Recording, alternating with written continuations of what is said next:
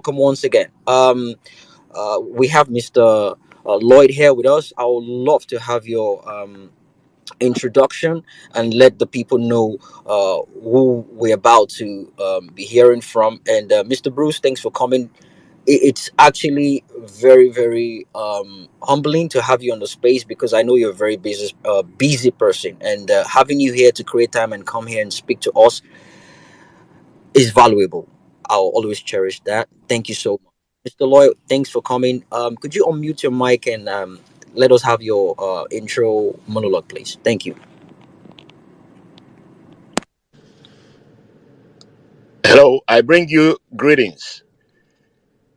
My name is Lloyd Uku, and I am the Executive Director of NADECO, the National Democratic Coalition, NADECO USA. I am speaking to you from NADECO headquarters here in Washington, D.C., USA. I believe most of you already know NADECO is Nigeria's premier and foremost pro-democracy group dedicated to entrenching democracy, the rule of law, good governance, accountability in Nigeria. NADECO was first formed after June 12, 1993 election in which Chief MKO Abiola won and the election was annulled.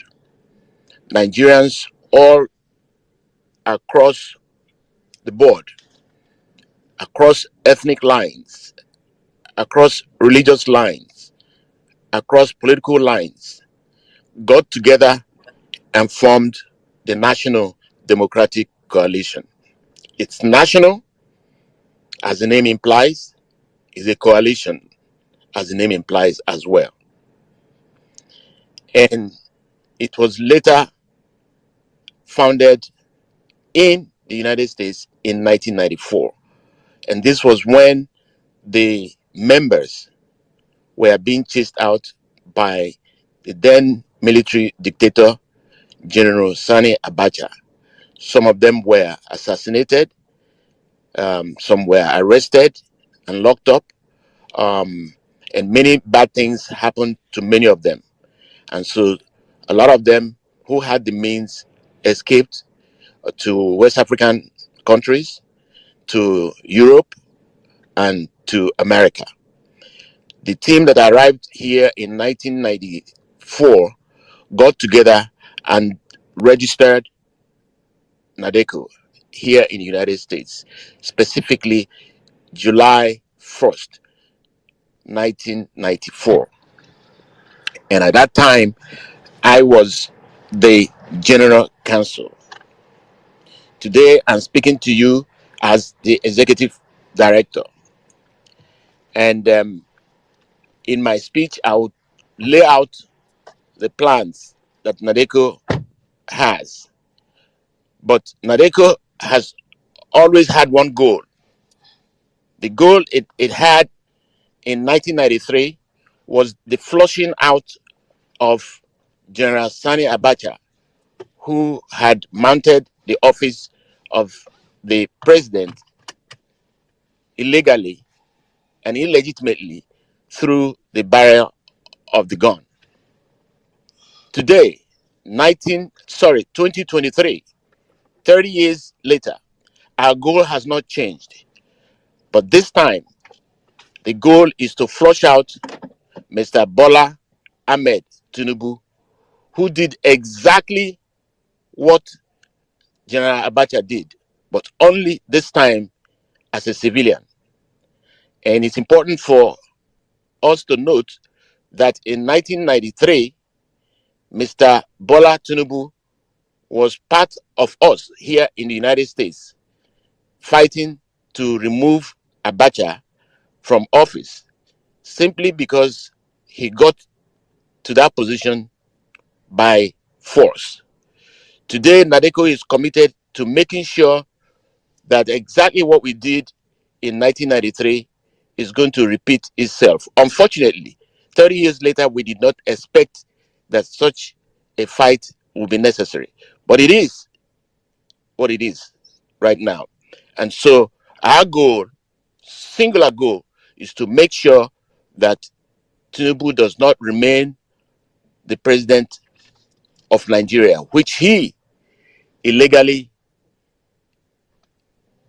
and illegitimately got by fraud. And so most of what you'll be hearing today would basically be towards how we can make sure that he is flushed out along with APC.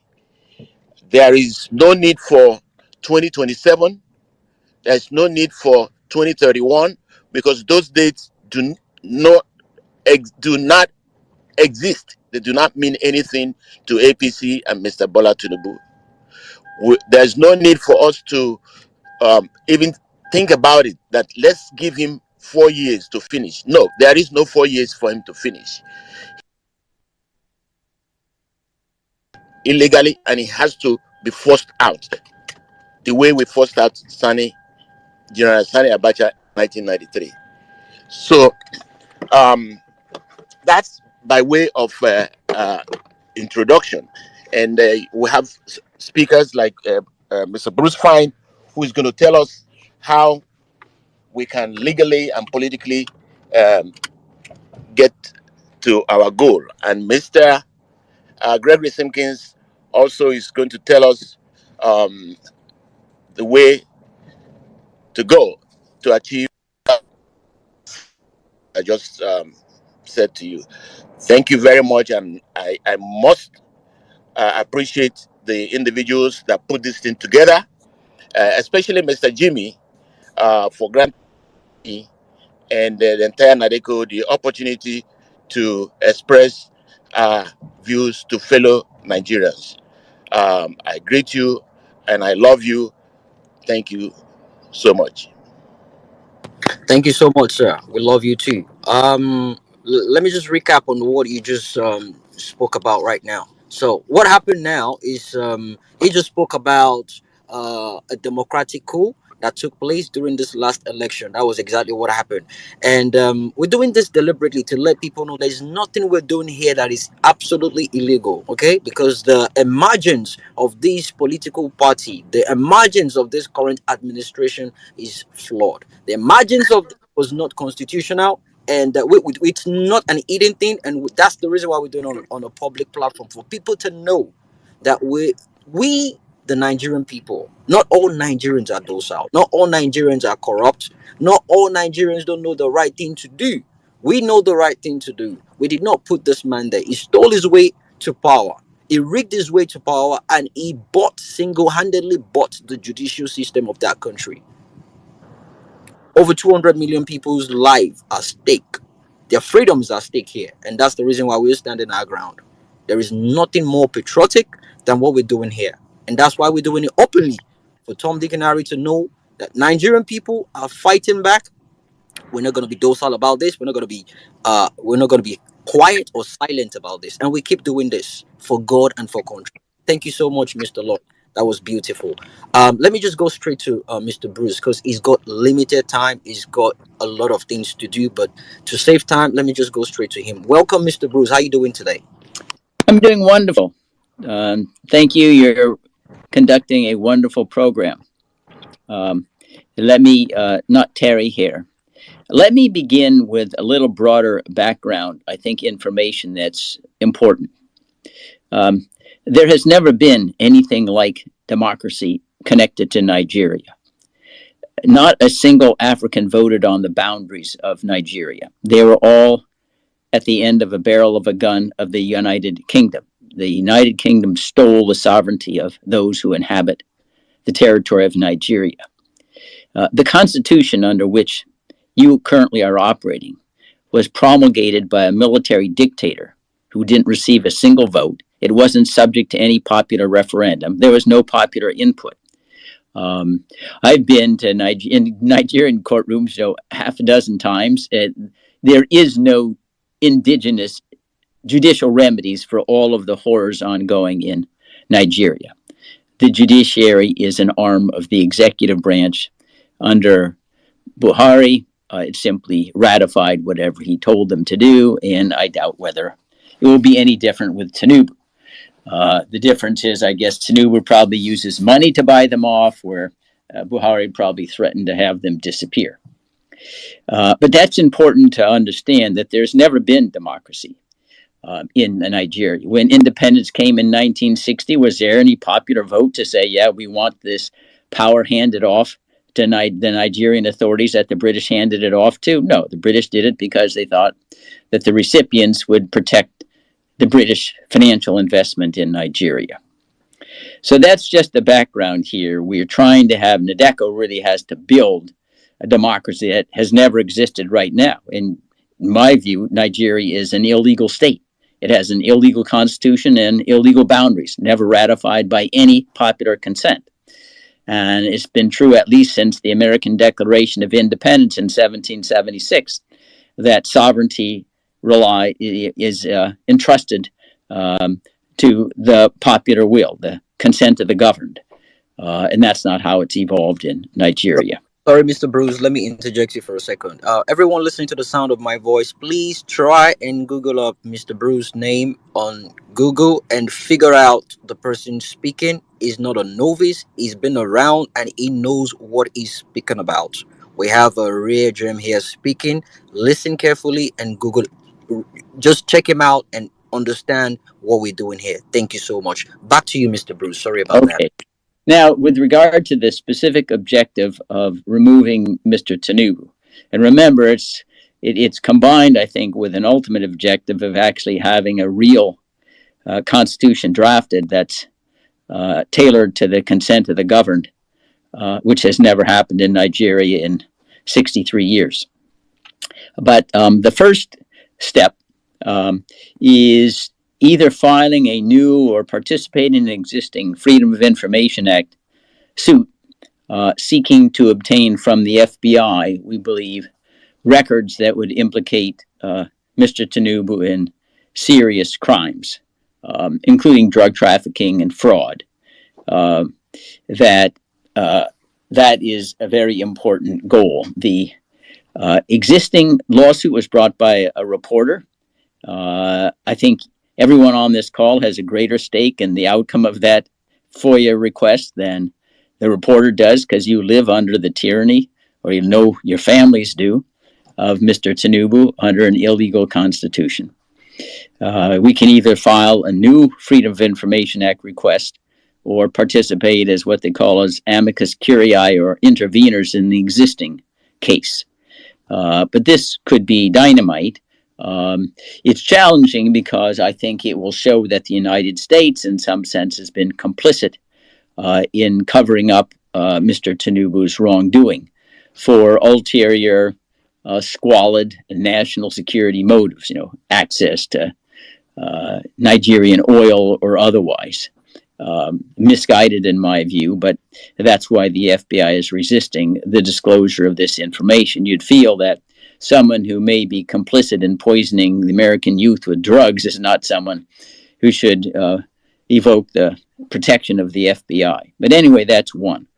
But in the United States, and I underscore again that in my view, based upon decades of experience, there is no judicial remedy for the tragedy ongoing in Nigeria. It is a hopeless exercise. The judges will always do what the executive branch bribes them, tells them to do. There's no independence there. You all see it every day. But combined with the Freedom of Information Act suit, there has to be what I call a public advocacy campaign. That is, there has to be continuing disclosures, articles, letters, interviews on the media, exposing Tinubu for the fraud that he is and the illegitimacy of the dispensation in Nigeria. I mean, it's happened before. I remember when I was in the Reagan administration, Ferdinand Marcos had been president chief of the Philippines for long, long decades, was basically drummed out of office because he also had run, an illegal political campaign. And there was popular revolt against it, but he was ousted, and the Reagan administration, withheld any recognition, and then someone named Aquino was the successor. But public advocacy is a very, very challenging task.